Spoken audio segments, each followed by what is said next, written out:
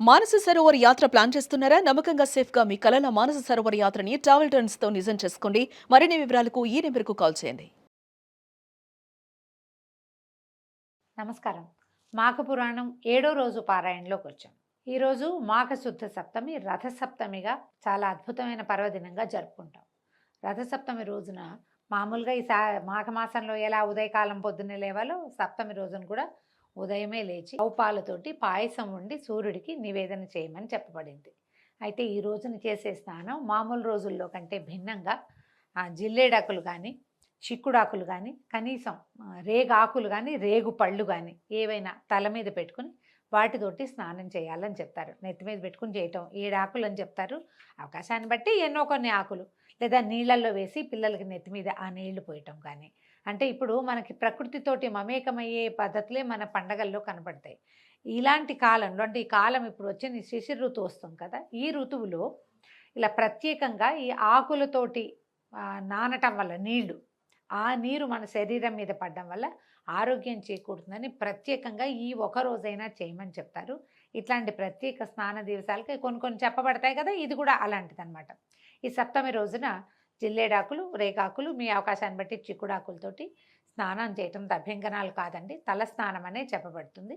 స్నానం చేయటం తర్వాత పిడకలతోటి, ఆవు పిడకలతోటి ఒక దాలిని కానీ కుంపటిని కానీ ఏర్పాటు చేసుకుని దాని మీద ఒక మందపాటి గిన్నెలో ఆవు పాలని కాచి, పాలు పొంగిన తర్వాత అందులో బియ్యం వేసి, మనం బియ్యంతోటే పాయసం చేసుకోవాలి. బియ్యం వేసి తర్వాత అన్నం ఉడికిన తర్వాత అందులో కొంచెం బెల్లం వేసి మరి కాస్త నెయ్యి వడ్డించి సూర్యనారాయణమూర్తికి నివేదన చేయాలని చెప్పబడుతుంది. మన ఇంట్లో ఉండక్కర్లా ఈ విధానం. మామూలుగా ఏంటంటే మనం కొన్ని పండగలు పద్ధతులు చెప్పుకుంటాం, మన ఇళ్లల్లో ఉంటే చేయాలి, లేకపోతే చేయకూడదు, చెయ్యము, భయం మనకి. కానీ ఈ విషయంలో భయపడాల్సిన పనే లేదు. సూర్యారాధన చాలా విశేషమైనది. కొద్దిగా ఇంత పాయసం 3 గుప్పెళ్ళు, అంటే 3 గుప్పెళ్ళు ఎంత వస్తుంది, ఒక చిన్న గ్లాసు బియ్యం వస్తాయి అంతే. దాంతో పాయసం చేసి సూర్యభగవానుడికి మనకు ప్రత్యక్షంగా నారాయణమూర్తి కనపడుతుంటే మరీ మంచిది. ఎండ పడే చోట కూర్చుని ఈ పూజా విధానం చేసుకుంటే చాలా విశేషంగా మంచిది. లేదా మనకు అవకాశం లేదు, మన బాల్కనీస్లోకి ఎండ రాదు, ఇంట్లో అయినా సరే భగవత్ సాన్నిధ్యంలో మనం ఎక్కడ పూజ పెట్టుకుంటామో, ఎక్కడ దిగుడు ఉందో మనకి, అక్కడ మనం కొద్దిగా చిన్న ముగ్గేసి ఈ పాయసాన్ని పెట్టుకుని అందులో స్వామికి నివేదన చేసుకోవడం. సూర్యారాధన అంటే సూర్యమండలాష్టకాలు ఉన్నాయి, చాలా మంచి మంచి స్తోత్రాలు.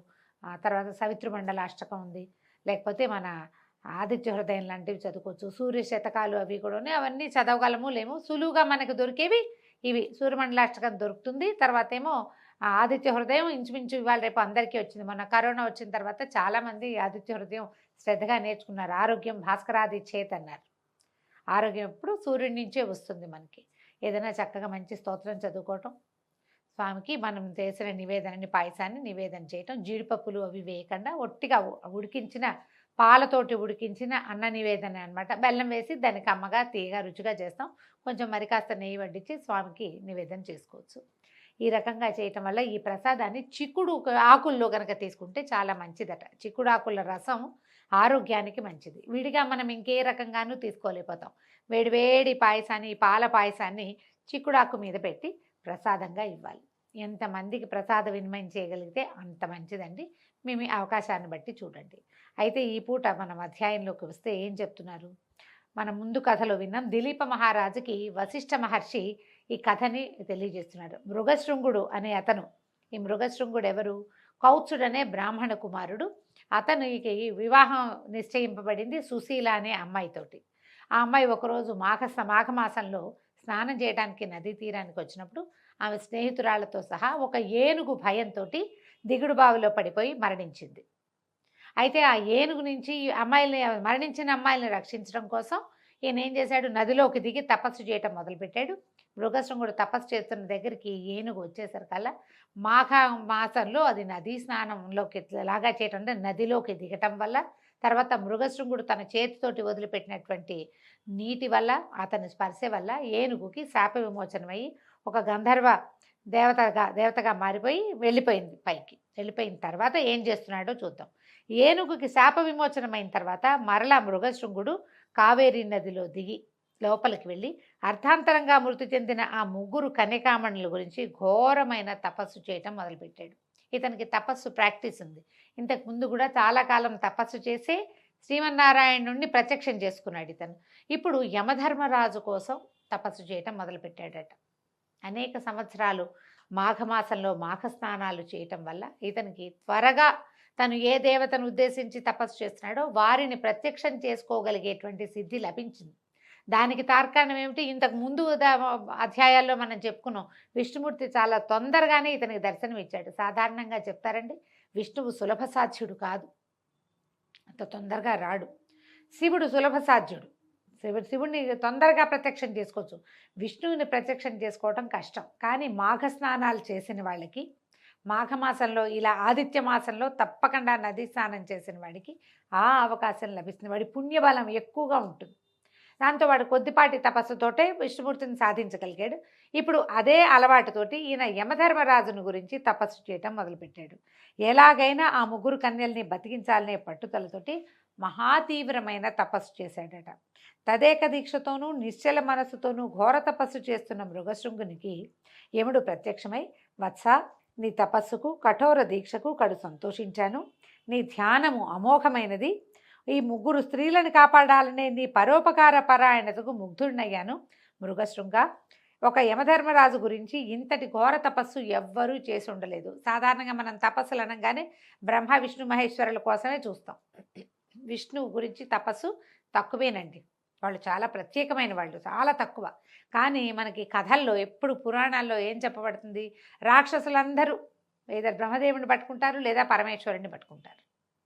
అవి కూడా విచిత్ర గాథలుగానే పరిణమించి కనపడుతుంటాయి మనకి.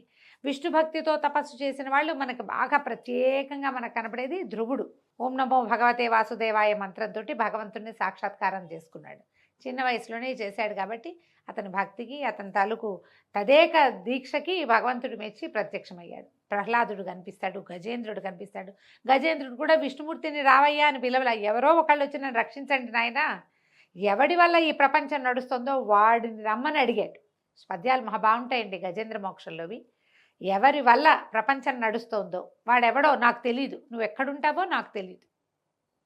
ఈ లోకాలు, ఈ లోకేశులు వీళ్ళంతా అయిపోయిన తర్వాత చిట్ట చివరి లోకంలో ఎవరుంటారో, ఎవడు నా కథ నడుపుతున్నాడో అతడు వచ్చి నన్ను రక్షించాలి అంటే అతన్ని నేనే అని నారాయణుడు ప్రత్యక్షమయ్యాడు.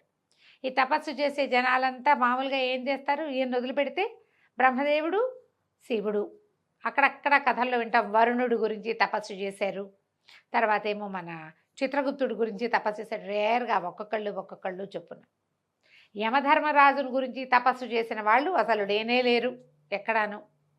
యమధర్మరాజు మీద పంతంతో ప్రవర్తించిన కథలు రెండు వింటాం మనం. ఒకటి సతీ సావిత్రి, ఆవిడ యమధర్మరాజు వెనకాల పడి సత్యవంతుడే, తన భర్త అయిన సత్యవంతుడిని వెనక్కి తెచ్చుకుంది. ఇది ఒక తార్కాణం.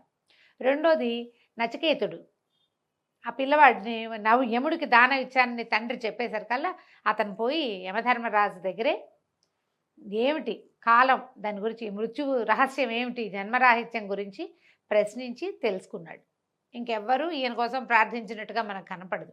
ఈయన ఆశ్చర్యపోయాడనమాట. అందుకని వచ్చి చెప్తున్నాడు, నీలాంటి వాళ్ళని నేను చూడలేదు, నాకు ఎంతో సంతోషం కలుగుతోంది, నీకేం వరం కావాలో కోరుకో, నీ కోరికను తప్పకుండా నెరవేరుస్తాను అని చెప్పాడట. చెప్తే ఈ యమధర్మరాజు పలుకులు విన్న మృగశృంగుడు కళ్ళు తెరిచి చూశాడు. ఎదురుకుండా యమధర్మరాజు పరమ శాంత స్వరూపంతో ప్రత్యక్షమయ్యాడు.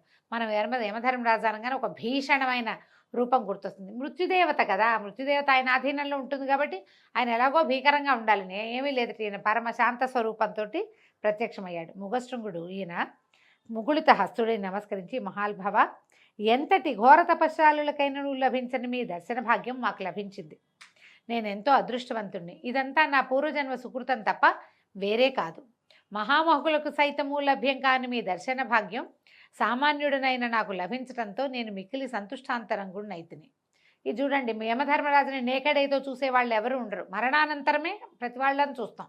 మనం కూడా చూస్తామేమోనండి, చూద్దాం, చెప్పలేం కదా. అక్కడికి వెళ్ళాకే మనకి స్వర్గమో నరకమో నిర్ణయిస్తాడు ఆయన. మనం అక్కడికే వెళ్ళాలి. ఒకవేళ మనం పుణ్యం చేసుకున్నా ఓసారి ఆయన మొహం చూసాకే వెళ్తాం కాబోలు. కథల్లో అట్లాగే కనపడుతుంది. మరి మామూలు మానవులు ఎవరికి అవకాశం లేని నీ దర్శన భాగ్యం నాకు లభించింది. స్వామి, నాదొక కోరిక, అకాల మృత్యువు కలిగిన ఆ ముగ్గురు స్త్రీలని బతికించమని వేడుకుంటున్నాను. అందులో కొంచెం స్వార్థం కూడా ఉంది. ఆ ముగ్గురిలో ఒక స్త్రీ నా కాబోయే భార్య అయినటువంటి సుశీల. కాబట్టి వీళ్ళని రక్షించు.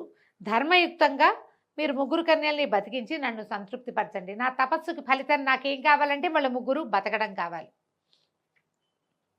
ఇది ఏమంటారంటే పరోపకార పరాయణత్వంతో ఒక అమ్మాయి ఇతని కాబోయే భార్య, ఆ అమ్మాయిని ఓదాన్ని బతికించండి అని అడగకుండా ముగ్గురి కోసము అడిగాడు. పైగా తను చేసిన భీషణమైన తపస్సుని వాళ్ళ ప్రాణాల కోసం వదిలిపెట్టుకోవడానికి సిద్ధపడ్డాడు. మృగశృంగుని వచనాలు విని అతని ధర్మ సూక్ష్మతకు మిక్కిలి సంతసించి దయార్ద్ర హృదయుడైనటువంటి యముడు, విప్రోత్తమ, నీ భక్తికి పరోపకారానికి మెచ్చితే నీకు శుభం కలుగాక అని దీవించి ఆ ముగ్గురు కన్యకల్ని బతికించాడు. యముడు తలుచుకుంటే ప్రాణాలకి ఏం కొదవండి. ఆయన వాళ్ళ జీవాలని పైనుంచి పిలిపించి ముగ్గురులో నుంచి బయటకు వచ్చిన ముగ్గురి జీవాలని వాళ్ళ శరీరాల్లోకి ప్రవేశపెట్టాడు. అయితే ఇప్పుడు మనకి కథ మీద మనకు రకరకాల డౌట్లు వస్తాయండి. పురాణాల మీద పెద్దగా ప్రశ్నించకూడదు, పురాణాల ప్రశ్న వేయకూడదు. మనం వీళ్ళు మరణించారు, వాళ్ళకి ఉత్తరక్రియలు జరిగినాయా లేదా, జరగచ్చు, ఏంది ఉత్తరక్రియలు చేయొద్దు నేను చెప్తానన్నాడు. మామూలుగా మానవుల శరీరాలు ఎంతవరకు నిలబెంటాయండి? మనలాగా ఐస్ బాక్సులు అవి ఉండే రోజులు కావు కదా. ఈయనేమో భీషణమైన తపస్సు చేశాడంటారు. ఎంత భీషణమైంది, ఎంత టైం స్పాన్లో చేశాడు, ఆ ప్రశ్నకైతే సమాధానం లేదండి. కానీ పురాణంలో ఇలాగే చెప్పబడింది. పురాణ వచనాలని ప్రశ్నించకూడదు, అలాగా అనాలి. అందులో ఉన్న మనకు అర్థమైన విషయాన్నే తీసుకోవాలి. కానీ మన లాజిక్కి అందని దాన్ని లాజిక్ తోటి క్వశ్చన్ చేద్దామని మాత్రం భావించకండి. ఎలాగో మొత్తానికి జరిగింది. వీళ్ళు ముగ్గురికి ప్రాణాలని ఇచ్చేశాడు వెనక్కి. మరణించిన ముగ్గురు కన్యలు మరలా జీవించారు. దానికి మృగశృంగుడు సంతృప్తి చెంది, యమధర్మరాజా, నా అభీష్టాన్ని నెరవేర్చి నన్ను ఆనందింపజేశారు. మిమ్మల్ని పూజించిన వారికి, స్తోత్రము చేసిన వారికి అకాల మరణము సంభవించక సమస్త శుభములు కలుగునట్లుగా అనుగ్రహించండి స్వామి అని మృగశృంగుడు ప్రార్థించాడు. యమధర్మరాజు కూడా మిగుల ఆనందించి అట్లేనని అభయమిచ్చి అదృశ్యుడయ్యాడు. ఈ ప్రకారంగా 7వ రోజు పారాయణ పూర్తయిందండి. రేపు ఉదయం మళ్ళీ 8వ రోజు పారాయణలో కలుసుకుందాం. నమస్కారం.